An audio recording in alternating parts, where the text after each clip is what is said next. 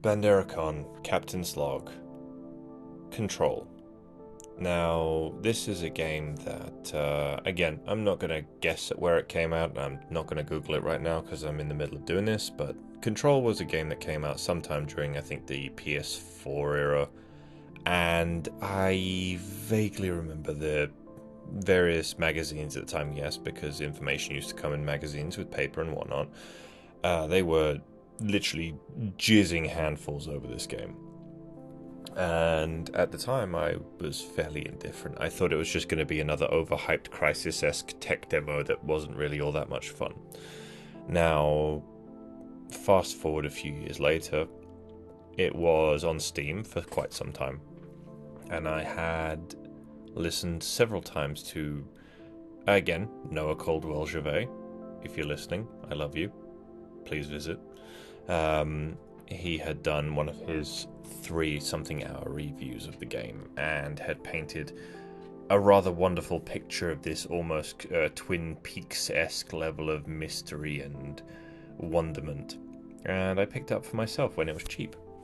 And 36 and a bit hours later, admittedly in the past, I can't say he was wrong. Control was probably one of the better thought through games that I've ever played, in that the tone of the story is consistent.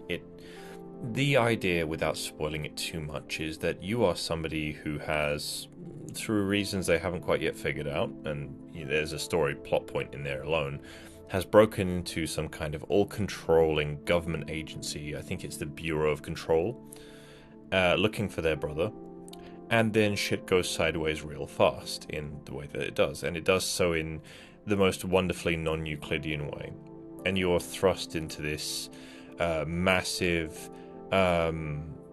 overarching bureaucracy that deals with, if you wanted to be particularly unimaginative, it deals with SCPs from the SCP Foundation, but it does it in its own way, and it does it in a far more entertaining way than just like, oh yes, if you spin around 3 times clockwise and you're born on a Friday, this thing will snap your neck and fuck your mother.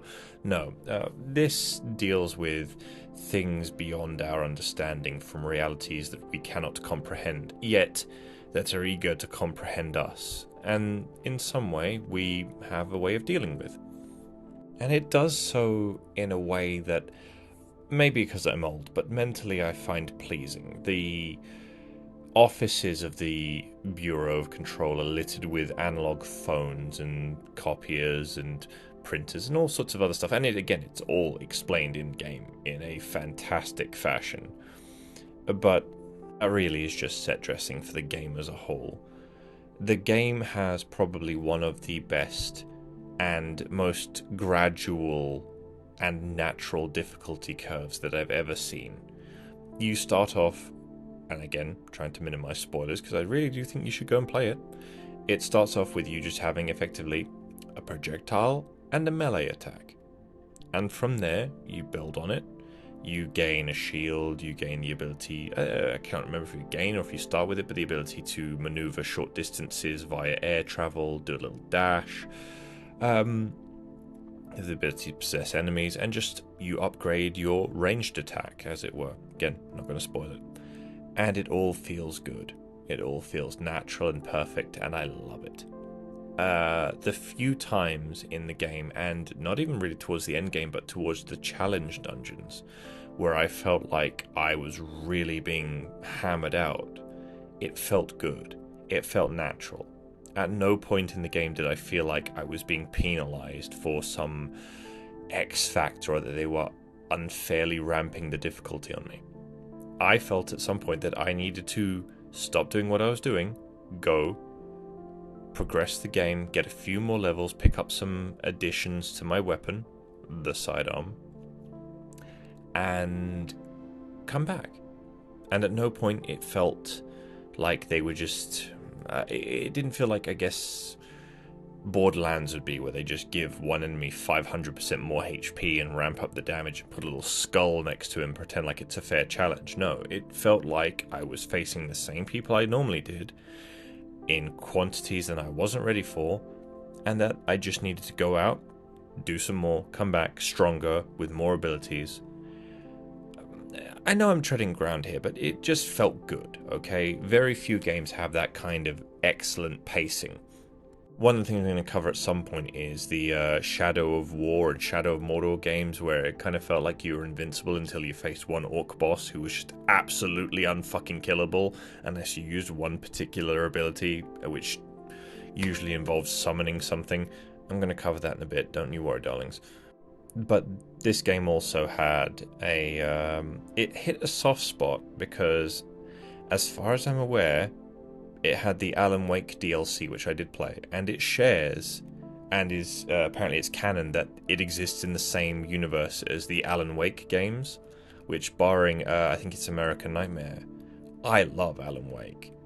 I am genuinely looking forward to Alan Wake 2, because the first game was fantastic, and it will get its own video at some point, I promise you that. But for now, I'm going to say that the DLC on Control was really good, and the idea that it shares this universe and that somebody, maybe some enterprising game developer, could make something of it, it fills me with genuine joy.